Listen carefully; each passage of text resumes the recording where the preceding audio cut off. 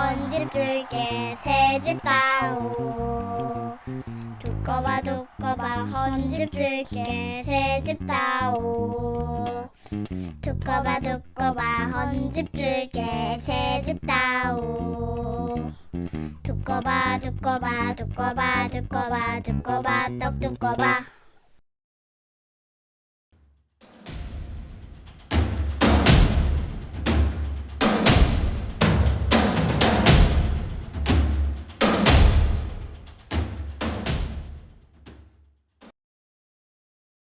(80년) 후반기, (81년) 상반기 때 우리에게 주어졌던 선택지는 두 가지밖에 없었고, 이렇게 운동할 것인지 아니면 죽을 것인지, 그 세대는 누구를 할 것도 없이 우리에게 주어진 시대적 숙제였죠.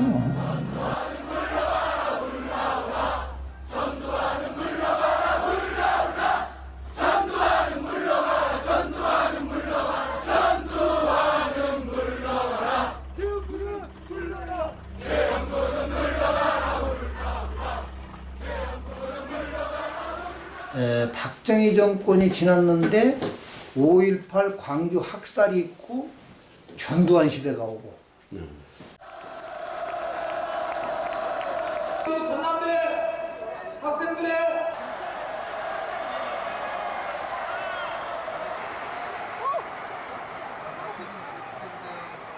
좀 후배들 쪽에서도 모임이 있다는 얘기는 그거 한참 후에 들었어. 7월 달이면. 82년도 여름에 청년운동에 대한 얘기가 있었나 보다. 금태영 집에서는 그때 협곡에서 하는 거였어. 예. 그때가 포도철이었을 거야 아마. 이게 82년 8월 15일 날 김정한 씨가 나랑 어디 가자고 그래서 양평 가평에 있는 동막 동막에 가니까 한 40명 정도가 왔는데 여자는 나 혼자였고 우리가 청년운동을 하자. 청년단체 하나 만들자. 이범영이랑 연성수하고 며칠가 이제 의로하고 며칠가 이제 응암도까지 오더니 이제 뭔가 좀 이렇게 선도투쟁을 해야지 이게 정권을 흔들 수가 있는 거지. 83년 여름 정도에 이제 대략 이틀들이 이제 잡혔죠. 그래서 최민아하고 둘이 인천 산선에 있는 김금태 선배 잡자 끌고 나오자. 그래야 통합이 될 거 아니에요. 김금태 선배가 고민하다가 그러다가 민청년을 띄운 거죠. 어쨌든 근태영이 최상의 카드였지. 근태영 중심으로 해서 이제 집행부 쪽 중심으로 간 거지. 그리고 이제 우리는 이제 쫙 빠진 거지. 처음에는 집행위원회, 상임위원회 이렇게 해가지고 집행위원회 의장을 맡고 그 집행위원회가 초전 박살 날 거를 대비를 해서 상임위원회는 이미 이제 잠수하면서 활동하는 거로다가 이렇게 해놨어요. 일진, 이진을 짰잖아요. 그래서 우리 일진은 하여간 창립만 제대로 하면 성공이다. 짙은 어둠과 수많은 정보기관원들의 감시를 뚫고 1983년 9월 30일 저녁, 학생운동 출신 청년들이 선도적 정치투쟁을 담당할 공개 조직인 민주화운동청년연합을 도남동 상지회관에서 출범시켰다. 모두 구속될 각오로, 민주두꺼비가 될 각오로 군부 독재 정권에 대한 도전장이었다. 투신과 희생으로 거대한 뱀을 무너뜨리는 것이 두꺼비 정신이다. 광주 항쟁의 희생이 두꺼비의 희생처럼 다시 태어나야 한다고 믿었다. 두 가지 생각을 한 건데요. 첫 번째는 어릴 때 놀 때 이렇게 흙에다 덮어가지고 손에다 이러면서 두꺼봐 헌집 줄게 새집다오. 우리가 지금 있는 현실은 헌집이고 이거 새집을 바꿔야 한다. 그게 한 가지였고, 또 한 가지는 두꺼비는 자기가 새끼를 베면 그 독사한테 가요. 일부러 독사 앞에 가서 이렇게 이제 독사를 약 올려서 독사가 자기를 잡아먹게 만들어. 그러면 잡아먹으면 두꺼비 어미도 죽지만 그 독사를 영양분으로 해서 새끼가 부화하거든요. 그래서 그게 이제 우리 공개운동의 취지랑 딱 맞다고 생각을 한 거예요. 녹두장군부터 해서 우리가 독립투사들과 민주화운동을 하는 학생운동을 했던 사람들을 다 모아놨잖아요. 그들이 이제 민주화운동의 깃발을 들고 있는 거예요. 글씨는 안 써 있잖아. 글씨는 민청년이 쓰는 거야. 우리의 나아갈 방향을 지시해 주는 거죠. 그래서 우리는 이게 전술적으로 이제 앞에 나서가지고 그 전두환 정권에 저항을 하면서 전두환 정권이 우리를 탄압하게 만들어서 전두환 정권의 본질을 폭로하고 끝장이 날 거다. 이제 그런 걸 상징한 거였죠. 근데 이제 창립 전날 이거 500장을 찍었어. 그래서 진영이하고 나하고 저서 밀고 찍고 500장을 하룻밤에 500장을 찍은 거예요. 그리고 그 다음날 창립 때 가져가서 그 몽땅 뺏겼어요. 공개 조직으로 출범한 민청년의 첫 번째 투쟁 슬로건은 광주였다. 그 어떤 단체도 공개적으로 열지 못했던 광주항쟁 기념식. 민청년 창립 7개월을 조금 넘긴 1984년 5월 14일 광주 민중항쟁 이후 처음으로 항쟁의 현장 광주에서 거행했다. 버스 2대로 광주에 처음으로 이제 내려가는데 안기부하고 기관원들이 이제 계속 그 집차로 그 관계 기관에서 저 광주까지 따라왔어요. 광주 시민이 접근을 못하도록 아주 정말로 그 알지도 못하는 곳에 망월동 묘지를 만들어놔가지고 거기를 가는데 당시에는 전부 논밭이었어요. 길도 없고 그래서 버스가 가는 길이 없어서 뚝방길 그 길로 이제 차가 가서 돌고 해가지고 길이 제대로 없어서 돌고 해가지고 굉장히 힘들게 망월동까지 갔어요. 5.18이 일어나고 나서 망월동 참배를 김근태 의장을 위시로 해서 민청년 회원님들이 이제 처음으로 거기를 84년 5월 14일인가 그때 이제 가게 되죠. 그 광주 항쟁에 관한 추모시 그거를 처음 했을 거예요. 네, 그렇죠. 그 진원구 탄 사람이 김영란 씨인가? 그 처음으로 공개적으로 집회하면서 그동안 그 광주 항쟁으로 억눌렸던 마음들이 많이 풀어졌고 그렇게 열기가 모아져 가지고 이제 그 시위 하려고 그러다가 경찰들이 막으니까 서로 이제 협상을 해가지고 무사기원 시켜주겠다. 그렇게 했는데 종로쯤 가서 저쪽이 그 약속을 어겼죠. 그러니까 여러 명 연행됐고 이경훈 씨가 그때 아마 빠져가 주선했을 거예요.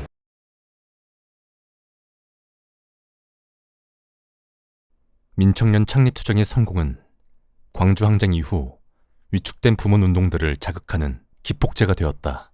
공개운동이 본격화되고 부문운동이 활성화되었다. 수많은 노동자, 농민, 여성, 언론인, 문화예술인, 지식인 등 부문별 공개단체들이 앞다퉈 창립했고 전북, 광주, 인천 등 지역의 단체 창립에도 큰 힘이 되었다. 일단은 민청년의 가장 중요한 것은 공개된 정치투쟁 조직이었다는 건데요. 뭔가 절제된 한도가 있는 노선을 제시해야만 해요. 이게 굉장히 의미가 컸다고 보거든요. 그러면 우리가 어떤 투쟁해야 되는 당위성을 잃지 않으면서도 현실적으로 우리는 무엇이냐, 대중들에게, 국민 대중들에게 우리가 무엇을 하고자 하는가를 정확히 전달해야 되거든요. 그 전까지는 민청년이 뜨기 전에는 학생운동이 그 대중적 그 공개 투쟁을 안 했잖아요. 전체적인 사회의 그 투쟁력을 보양시키는 그런 선도적인 역할을 해준 게 내가 보기엔 제일 중요한 역할이라고. 학생, 노동, 농민, 여성, 빈민 등 각 부문 민주화운동 소식과 정세 분석을 공유할 필요성이 절실해졌다. 민주화운동 청년연합은 창립 이듬해인 84년 3월 정세 분석을 담은 간행물 민주화의 길을 창간한다. 민주화의 길은 민주화 운동가들에게 운동의 방향성을 제시하고 정세 분석의 안목을 길러주는 지침서가 되었다. 그 소위 민주화 길이 만들어지면서 민주화 길이 각 대학에 뿌려지면서 이런 선전 매체의 중요함, 선전 매체의 파급력이 굉장히 굉장히 큰 것으로 받아들여졌어요. 그러면서 그때 팜플렛이 이제 나타나기 시작을 한 거죠. 글 중에서 한 개의 창과 두 개의 방패인가? 그게 첫 번째 쓴 것 아니야. 그게 이제 대학사에 많이 이제 유포되고 이제 근데 집필은 내가 한 거로 돼 있는데 왜냐면 그게 이제 누군가 또 책임을 져야 되는지도 모르니까 실제로 쓴 거는 의로가 이제 내용은 의로가 주로 채우고 대외적으로 이제 그 책임질 때는 내가 책임지는 거로. 각자 이제 그 모여서 얘기하고 그리고 맡은 거 쓰고 조사하고 그리고 글 받아오면 그걸 검토하고 자치직 같은 데서 돌아다니다 보고. 민청년에서 한 기관지가 민주화의 길, 그건 이제 이론지, 정론지 이런 거였고, 민중신문은 말 그대로 신문. 그래서 당시에 있었던 이제 특별히 노동운동이나 농민운동이나 빈민운동에 관한 소식들을 전부 다 만들고 거기에 이제 플러스해서 민주화운동, 쉽게 말하면 데모하고 시위하고 투쟁했던 그런 내용들을 이제 이렇게 타블로이드판으로 양면으로 해서 만들었어요. 어디서 노동자들이 뭐 파업을 하거나 시위를 했다, 혹은 뭐 학생들이 시위를 했다, 그러면 그 기사를 만드는 거예요. 가능하면 신문에 사진이 한두 장은 들어가야 되는 거예요. 근데 사진을 실제로 찍어야 되잖아. 그게 되게 어려웠어요. 인화도 저희 가서 못 하는 거야. 사진관에 가서 할 수가 없는 거예요. 그러니까 민길이랑 민중신문을 배포하는 줄 알고 들어왔는데 딱 오자마자 이제 저한테 저기를 주더라고요. 김성환 의장이. 뭘 주냐면 미납 뭐죠? 저기 하면 이제 인쇄소를 소개해서 갔죠. 인쇄소를 갔는데 세진 은경이 가자마자 돈부터 내래요. 그래갖고 그래갖고 빚 얘기를 하는데 야 이거 황당하더만. 근데 이제 제일 어려운 게 갖고 나가는 거예요. 쫙 깔려 있지. 어떻게 갖고 나왔어? 그러면 뭐 자전거에다 끌고 나가는 거지, 배달꾼처럼. 협조를 많이 해줬어요. 저희 배달하는 아저씨들. 지금도 가보면 을지로랑 충무로 가면은 종이 날르고 하는 아저씨들. 그러니까 민주화의 길이라는 것이 사실은 어쨌든 본격적으로 이제 운동론이 분화되기 이전에 논의한 어떤 그 토대나 어떤 그런 측면에서 상당히 귀한 부분이 많다고 저는 봐요. 이제 한 개의 칼, 두 개의 방패라는 이름의 논술 기사가 실렸는데 거기에 초기 민청년 운동론의 일부가 잘 표현이 되어 있습니다. 거기에 따르면은 한 개의 칼이라는 것은 대중노선이라고도 얘기할 수 있어요. 국민 대중의 편에 서서 대중성을 확보한 정치투쟁을 전개해야 된다 하는 그런 주장이고요. 또 하나는 방패인데 방패는 조직운동을 가리키는 말입니다. 탄압이나 시련에 견딜 수 있는 조직력을 갖춰야 하고 그리고 노동자, 농민의 현장 대중과 굳은 연대를 해야 된다는 이것을 가리키는 말이었어요. 그래서 여기서 드러난 데서 알 수 있듯이 민청년의 의상은 공개적인 정치 투쟁 단체로 간주되고 있었어요. 고난을 감수하는 선도적 정치 투쟁. 그 당시 영어로는 그래서 선도2라는 그런 약자로 이렇게 많이 불렸는데 이러한 선도적인 투쟁을 통해서 정치적 긴장이 조성이 되고 그런 정치적 긴장 속에서 그 다음 단계의 투쟁을 가능하게 하는 그런 가능성이 조성이 된다고 믿었어요. 그래서 민주화의 길 이후에 이제 사실은 이제 온갖 이제 백가쟁명이 되는데 거기에 어쨌든 CNP 논쟁이라는 것이 그다음에 청년운동론이라는 것이 그다음에 유의미한 역할을 하고 기폭제적인 역할을 한 건 아닌가 이런 판단이 든다는 거죠. 그때 이제 CNP 논쟁이 한참 붙고 뭐 하면서 입장 정리들이 이렇게 되잖아. 이렇게 달라지잖아. 지금 나오냐. 그러면 그런 거에 따라서 그 글도 다 바뀌어져.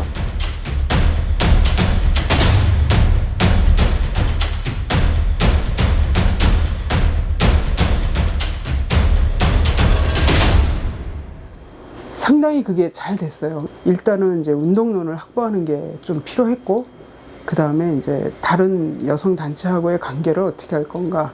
그때 당시에 주요한 이슈였던 다른 부문운동들, 노동운동, 농민운동, 그 다음에 다른 그 빈민운동, 이런 부분 쪽에서 활동하고 있는 여성들을 하고 어떻게 조직적으로 만날 것인가, 뭐 이런 논의를 많이 했었어요.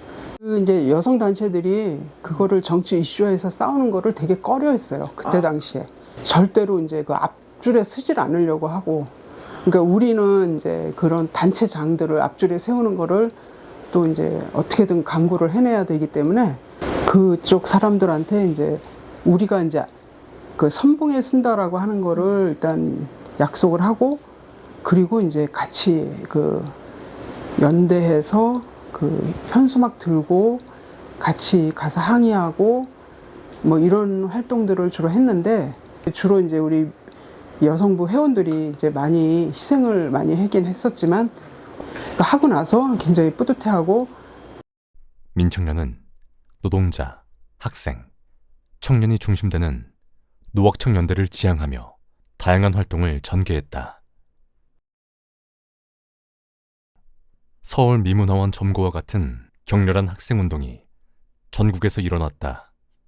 민청년은 시민에게 학생운동의 의의를 제대로 알리기 위해 선전전에 집중했다. 근데 그 당시 하여튼 그래도 민청년이 제일 선도였고, 민청년 안에서도 우리가 그 기동력이 제일 셌어. 그러니까 민청년이 다양한 택을 구사했었는데, 그러니까 플랜카드에다가 이제 저기 이 책받침을 넣어가지고 거기다가 이제 전단지 해가지고 그래가지고 했던 기억이 나네요. 이제 실제로는 광주 이후에 이제 어쨌든 간에 이 미 문화원에 이제 학생들이 들어간 건 하나의 충격이었잖아요. 사실은 거의 뭐 금기시됐던 거 터부를 이제 깨트린 거였단 말이죠. 그 목소리가 그냥 어떻게 보면 이제 일부의 목소리로 함몰되면 안 되는 거니까 거기에 대해서 이제 우리가 민청년 차원에서 이제 아지프를 했던 거죠.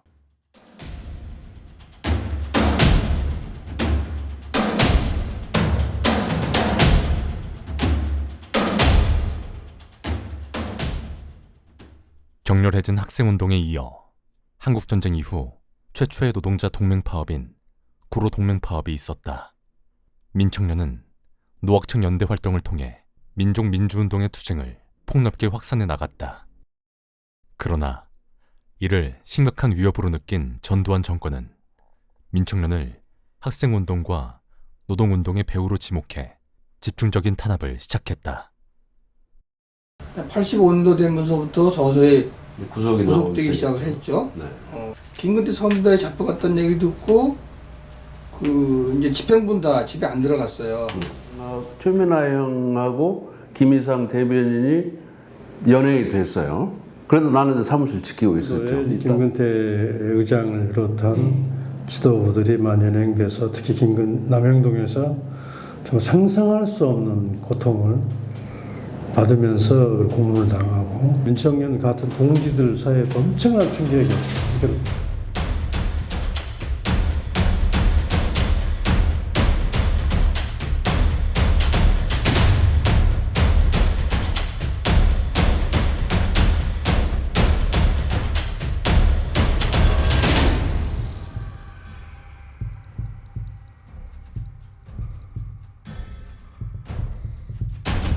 걸음을 잘 못 걷고 이렇게 끌더라고 발을. 반쪽이 됐어요, 사람이. 그 계단을 내려가면서 저한테 자기 고문 받은 사실을 얘기했어요. 몇 월 며칠에는 무슨 고문을 당하고 이걸 얘기했어요. 결혼식 날이 돼가지고 결혼식 올렸는데 기관에 있는 사람들은 다 여기 출동을 했었어요. 이게 말하면 뭐 안기부, 뭐 보안사, 묘시경, 뭐 치안본부 대응, 그 사람들은 이제 우리 출입하는 사람들 우리가 다 얼굴들을 알고 있었으니까. 그래서 심상치 않다 그렇게 생각은 했지만 설마 결혼한 사람을 잡아가랴 이렇게 생각하고 그 이전에 호텔에서부터 계속 감시를 하고 있었어요. 내려온 차에 이제 뒷좌석에 앉고 우리 양쪽에 이제 형사들이 앉고 그 앞좌석에 이제 우리 두 사람이 앉아서 그 톨게이트에서 두 사람 내려놓고 나는 바로 이제 남영동으로 갔죠.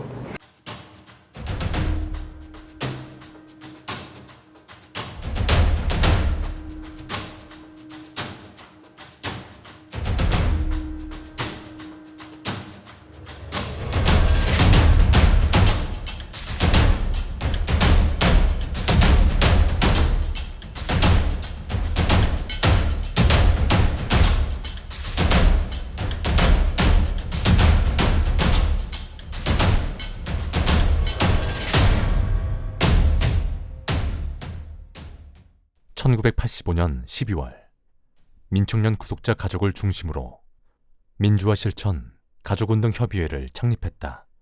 주로 양심수의 어머니와 부인들인 대다수 여성으로 구성된 민가협은 구속자의 가족이라는 울타리를 넘어 민주주의와 인권 실현을 위해 활동했다.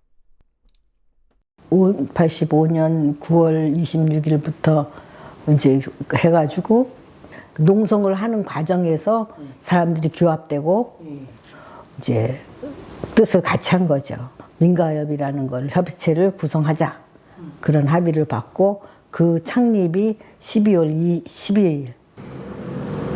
싸움을 하면서 이게 민청년만 고문받거나 민청년만 잡혀간 게 아니기 때문에 그 당시에 잡혀갔던 그 많은 사람들의 구심점이 필요하고 가족들의 투쟁이 대단히 중요하다는 걸 알게 만들었죠.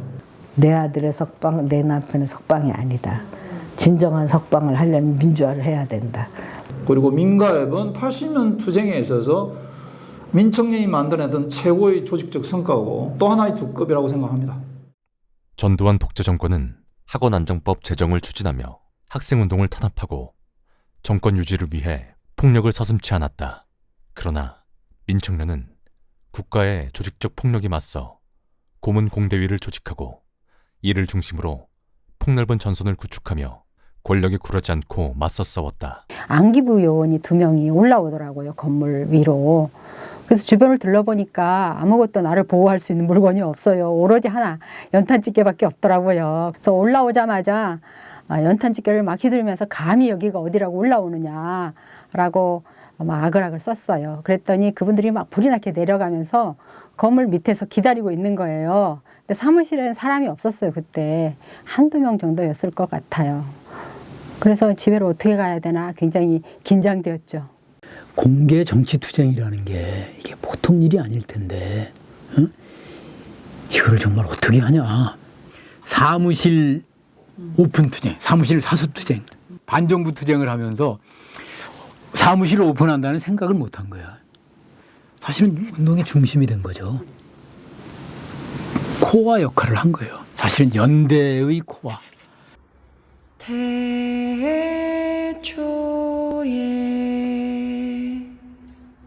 태어난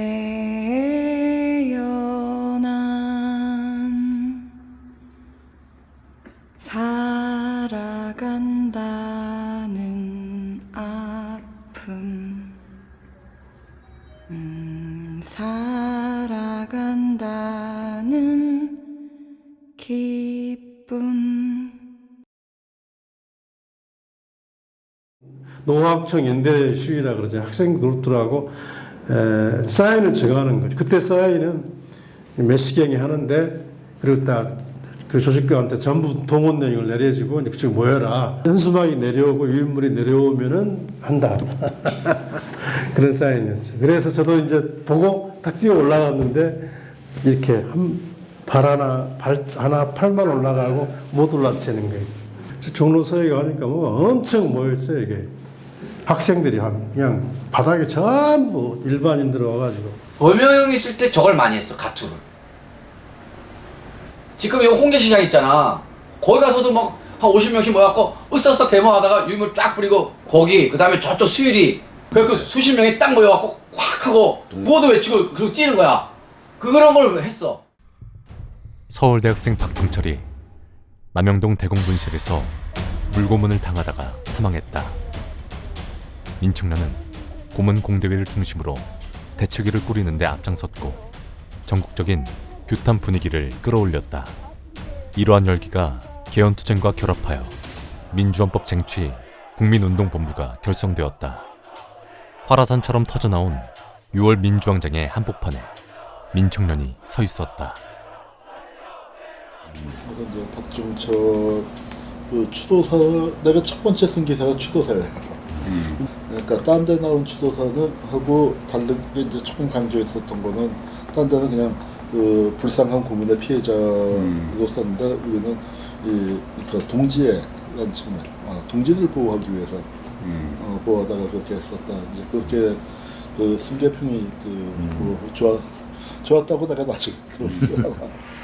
민정당은 서울 잠실체육관에서 제4차 전당대회를 열고 노태우 대표 의원을 다음번 대통령 후보로 공식 선출했습니다. 출근을 하니까 명동 일대가 다 완전히 경찰에 의해서 차단되어 있더라고요. 상업은행 사거리에서 명동성당 그 사이에서 순전히 넥타이를 맨 그 은행원들, 그다음에 그 주변의 직장인들, 증권회사 직원들, 이런 사람들이 우리 주위에 쫙 둘러싸가지고 500명 정도가 길에 주저앉아서 연좌농성을 했죠. 호언철폐, 독재타독, 화이트 칼라층이라고 하는 사람들이 독자적으로 명동에서 데모를 했다. 이렇게 그 사거리에 앉으니까 의외로 뭐 순식간에 그 명동성당 입구까지 꽉 들어찼어요. 우리는 그때 60대는 거의 정말로 선정국은 거의 밤을 샜어. 거의 하고 낮에는 저하고 밤에는 쓰고 또 제작하고 막 거의 정말 정신을 다했어.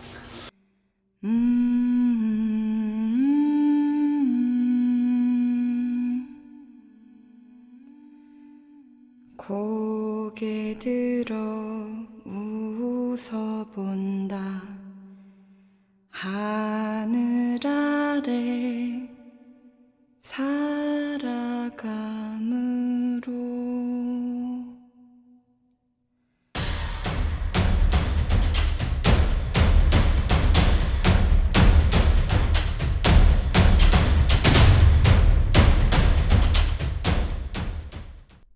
전국민족 항쟁이었던 6월 항쟁으로 전두환 독재 정권이 굴복하여 대통령 직선제, 김대중 사면 복권, 양심수 석방 등 부분적 민주화를 약속하는 6.29 선언이 나왔다. 이 조치로 김근태 의장을 제외한 장영달, 김병곤 등 민청년 간부들이 모두 석방되거나 수배 해제가 되어 공기활동이 가능해졌다. 7월달 병곤형 나오시면서 조직이 상당히 정비가 되어지고 그러면서 내게 청년운동을 새롭게 좀 정리를 하고 병곤형이 강연 다니시고 막 있다고. 활동을 했고 87년 대선을 맞이하죠. 그러니까 6월 항쟁은 말하자면 한국 현대사에서 그렇지만 민청년에서도 커다란 봉우리죠. 그러니까 83년에 어떤 광주의 충격에서 벗어나서 꼬무락꼬무락 이제 모이기 시작했던 게 6월 항쟁이 큰 봉우리를 이루면서 올라갔는데, 대통령 직선제를 담은 개헌으로 전국은 대선 국면으로 급속하게 전환되었다. 김영삼, 김대중, 양김의 단일화 문제가 초미의 과제로 떠올랐다. 대통령 후보 문제를 둘러싸고 민주화 운동권은 김대중 후보를 비판적으로 지지하는 비지, 후보 단일화를 일컫는 후단, 독자 후보를 내자는 독후, 이렇게 세 진영으로 나뉘어졌다. 민청년은 11월 2일 영등포 성문박 교회에서 회원총회를 열어 치열한 내부 논쟁 끝에 대선 대응에 대한 안건을 표결에 붙여 김대중 후보에 대한 비판적 지지를 결정했다. 이러한 제야의 막판 노력에도 불구하고 양김 단일화는 무산되고 대통령 선거에서 노태우 당선이 확정되었다. 모두가 패배감에 젖어 좌절했다.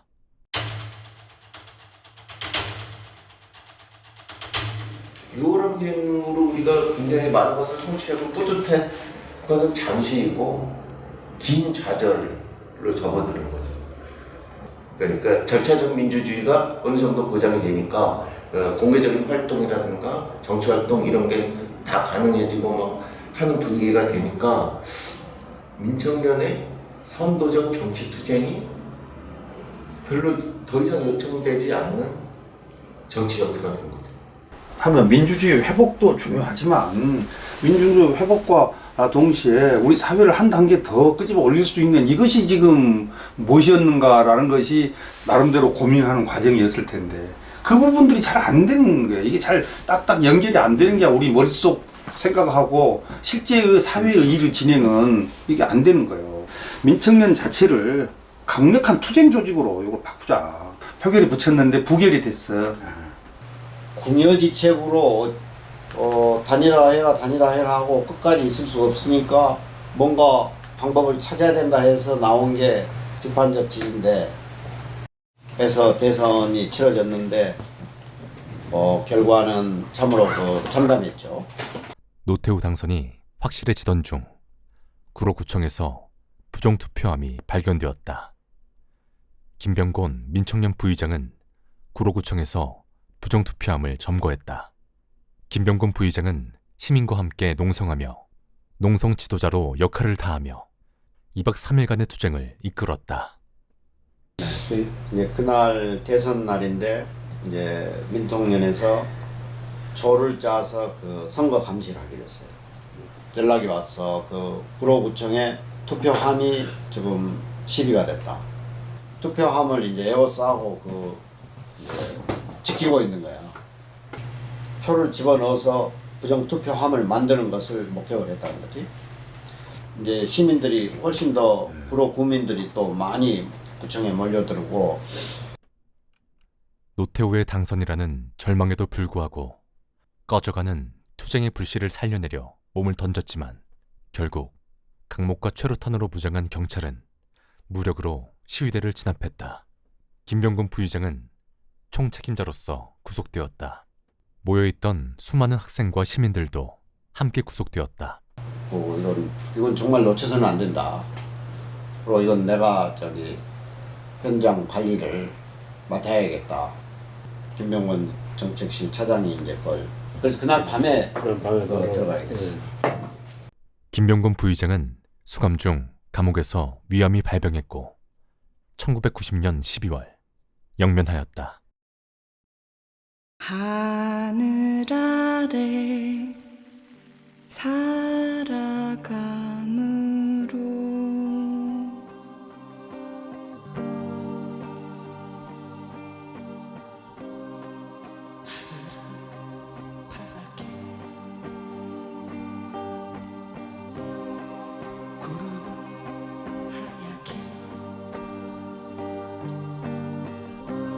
실바람도 불어와 부푸는 내 마음 나무는 푸르게 강물도 푸르게 말하자면은 이런 거지. 나무에다가 못을 박으면은 그 못을 빼도 그 못 흔적은 영원한 거란 말이야. 흐릿해지긴 할 망정. 근태형도 그런 고문을 당하고 흔적은 평생 간 거란 말이야. 나 역시 거기에서 그런 고문. 이미 글쓰기 자체가 고문이었단 말이야. 어쨌든 그런 여러 가지 외적인 고문뿐만이 아니라 외적인 뭐 구타나 무고문이나 또 다른 고문이나 이런 것들이 문제가 아니고 사실 고문 받았다는 사실 자체도 수치스럽고 그 말을 하고 싶지도 않고 또 내가 그걸로 인해서 광기가 발동했다는 것도 수치스럽고 또 말하고 싶지 않고 하지만은 나한테는 그런 그 흔적이 지금까지 남아 있어서 지금도 이 글을 내가 그래서 또 쓰다가는 또 비슷한 일이 나지 않을까.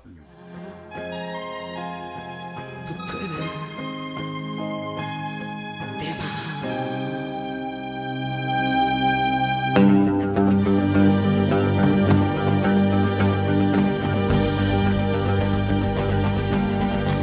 6월 항쟁 이후 전개된 1987년의 7, 8, 9월 노동자 대투쟁은 민중운동에 새로운 국면을 열었다. 민청년은 새로운 도약을 모색했다. 9차 총회에서 6월 항쟁 이후 열린 대중운동의 시대적 흐름에 발맞추어 선도적 정치투쟁 조직에서 청년대중 운동조직으로 전환하기로 결의했다. 그 결의는 동서울 민청년, 남서울 민청년, 북서울 민청년 결성이라는 실천으로 이어졌다. 지역으로 다 들어가자. 그래서 이제 성수공단 쪽에 동서울 민청년, 영등포 쪽 공단 쪽에 남서울 민청년, 그 다음에 이제 도심부에 사무직 노동자들인데 북서울 민청년, 처음에 3개를 제가 성수동으로 가서 동서울 민청년을 조직을 하고 그 택시 기사분이 또 분신하셨어요. 그래가지고 거기까지 같이 우리 농성하고 또 안암전장가 거기 또 노동에 들어서 또 거기 가서 우리 지원 투쟁을 하고 안암산으로 난민청도 이제 활동이 잘 됐고 또 북민청도 직장 노동 나중에 이제 직장 단위로 이제 편제가 되면서 다 성공적으로 됐어요. 그리고 또 지역에 성남도 생기고 안양도 생기고 막 이렇게 더 넓혀지고 하니까 그 문익환 목사님이 오셔서 그 내가 그 동천 그 시장 안에다가 사무실 내고 그때 이제 사람 많이 왔어. 그래도 보조시 사무실 내놓고 하니까 성남시청 앞에 사무실이 있었어요. 근데 민청년을 함부로 유월항쟁 이후에는 그런 이제 건드리지는 못하고 그래서 그 중에 그 대표적으로 성남 민청년의 활동이었던 창립대에 참여했던 김기설이라는 학생이 있었어요. 김기설이라는 친구가 성남 민청년 활동하다가 전민련으로 가서 그 사회부장으로 하다가 노태우 때 그 서강대에서 분신한 어떤 김기설 씨도 같이 활동을 했었고 지금 기설이가 지금 분신을 하겠다고 제가 쓰던 레포트 용지를 놔뒀었는데 나름대로 유서를 쓰고 나간 거고 나가서 오랜만인데 술 한잔 하자. 우리 살아서 싸워야지. 우리가 지금 죽는다고 해결된 문제도 아니다. 어제 본인이 그러겠다라고 했어요. 자기가 전화 한 번만 걸겠다는 거야. 따라가 봤는데 없더라고. 연대를 다 뒤졌어요. 거의. 근데 못 찾았었고 서강대에서 이제 분신했다라고 하는 소리 들리더라고. 기설이 분신하고 나서 저도 실은 뭐 정신줄 놓고 살았어요. 그냥 생각만 하면 눈물 나서 그냥 연대에 뛰어가기도 하고 마음 잡는데 한 10년 걸리더라고요. 10년. 네. 저희 민직청에 처음 청년운동으로 가입을 해서 한 기에 많을 때는 20명 정도. 어떻게 보면 전선운동으로 역할을 또 하려면 한창협이라는 어쨌든 저희처럼 목표를 가졌던 데는 많이 없었던 싶어요. 아예 사무직 노동운동의 내 청년 대열을 저희는 실제로 조직해서 그 조직을 원래 민청년이 시작했던 한국사회 자주민주 토론운동을 위한 청년운동 청년들이 공부를 하자 성과도 있었고요. 엄청나게 많은 조직들이 실제로 만들어지게 되는 과정이 유월항쟁 이후에 생긴 일들이에요. 1992년 민청년은 시대적 소임을 완료한 것으로 평가하고 해소하기로 결의했다. 민청년은 전국 청년단체 대표자 협의회를 거쳐 한국청년 단체협의회의 창립으로 이어지며 보다 다양한 시민운동에 파도를 일으켰다. 그런 과정과 전체 이제 한국 전선운동의 발전 상황에서 민청년이 예전에 했던 역할들이 한창협에 많이 전국연합이 그때 많이 이제 실제 생기고 이런 과정이 그러니까 전체적으로 전선운동이 상설화되는 과정에서 한창협은 그러니까 전국의 청년을 다 모아서 또 가야 되는 문제가 있기 때문에 만들 수밖에 없었던 상태였고요. 그래서 내부적으로는 고육주책으로 민청년 해소를 결정하죠. 민청년 전반기하고 후반기가 구별되는 거는 그 대중 노선의 문제예요. 그러니까 그 지역 운동화, 대중화라고 하는 이제 이런 노선에 의해서 그 민청년이 그 흘러가면서 민청년은 사실은 투쟁 조직이 아니라 대중 조직으로 바뀌게 되고 그렇게 조직이 바뀐 과정에 대해서는 여러 가지 이제 내부 논란이 있을 수 있죠. 88년 1월 30일 날 이제 상근 출근을 지역 운동이 국본 조직이 생겨나면서 그때 이제 민통년도 지역 조직을 또 만든 거거든요. 서민통 국본 국민운동본부 성동구 지부는 같이 했고 동민청 김병태 위원장님이 국본위원장을 겸했기 때문에 또 지역은 대중운동으로 가다 보니까 어떻게 보면 이제 약간 밑빠진 독처럼 결과적으로 23년 있었던 거거든요. 23년 네, 23년을 책임질 마지막 사람이 저니까 주로 활동이 그런 활동이죠. 이제 소지역 전선 활동, 사업장 지원하고 그때 이제 철거 투쟁 이런 거 지원하고 신생 노조 조직 사업 이런 거 지원하고 뭐 중앙에 그때 이제 반민정당 투쟁하면 그런 거 지원하고 돌아가려고 해봤더니 이게 돌아갈 길도 없더라고. 23년 그 세월이 그러니까 돌아갈 길도 이미 길도 없어진 거예요. 그러니까 가던 길 가야죠. 네, 가던 길 뭐. 아프기도 기쁘기도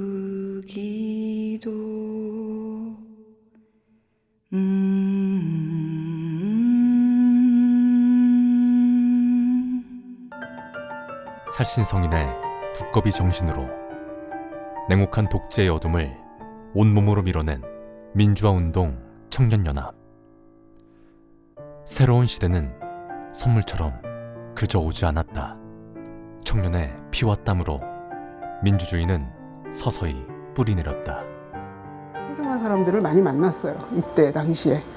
오래 살지 못할 거라고 생각하고 한 거예요. 다 잡혀가서 이제 감옥 안에서 끝날 거다 이제 그렇게 생각하고 했는데 숙식만 해결된다면 뭐 24시간 뭐 몇 년을 학교에서 제 또래들이 유물을 뿌리고 도서관 옥상에서 떨어지는 것도 보고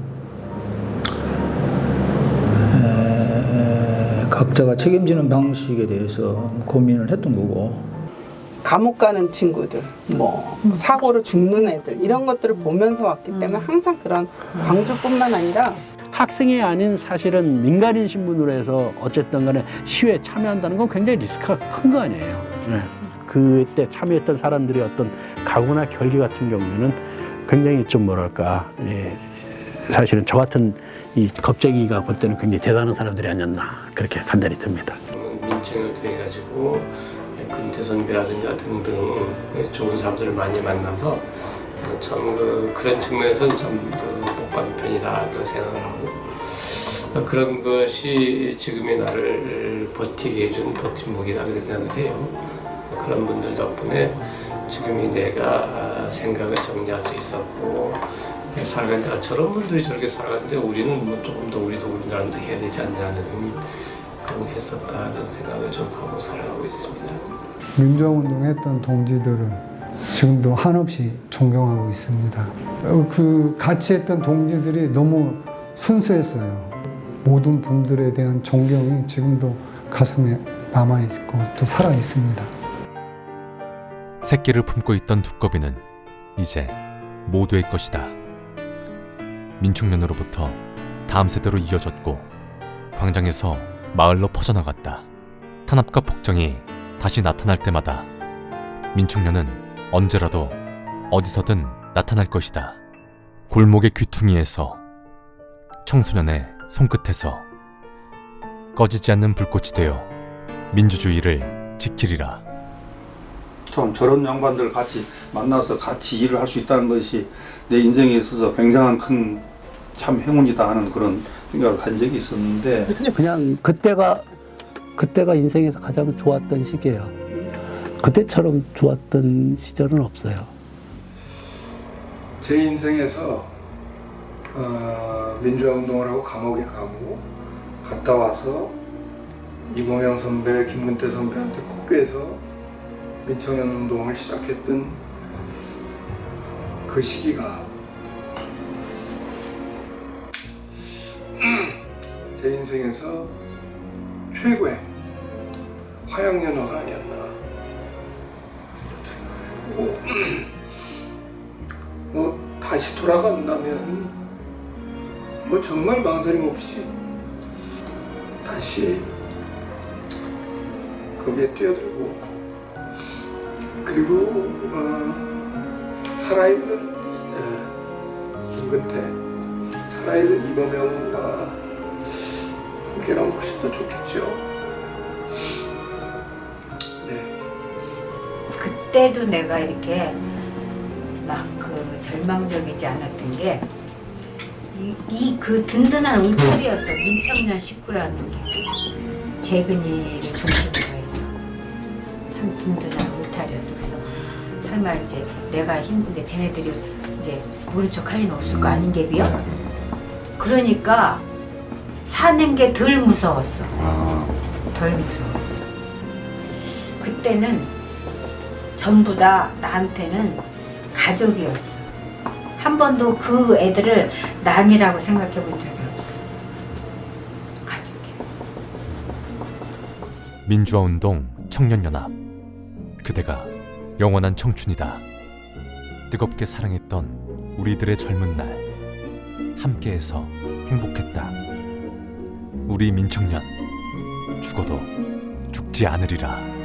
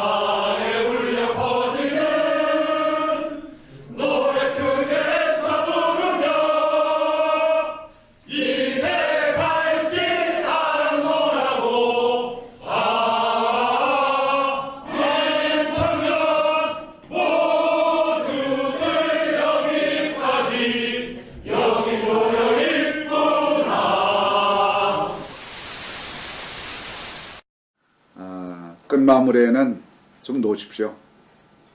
여러분이 함께 해주시면 노는 것도 신나게 놀 수가 있고 또 우리가 다시 일어나서 힘차게 전진할 수 있습니다. 노래도 하시고 파이팅도 하십시오. 제가 여러분과 함께하고 있지는 못하지만 선창하겠습니다. 큰 소리로 파이팅 해주시기 바랍니다. 내일의 희망에 대해서 파이팅! 파이팅! 끝으로 여러분을 그리워하고 있다는 말씀을 드리고 싶습니다. 여러분, 제 가슴속에 여러분들이 있다는 것을 꼭 기억해 주시기 바랍니다. 고맙습니다.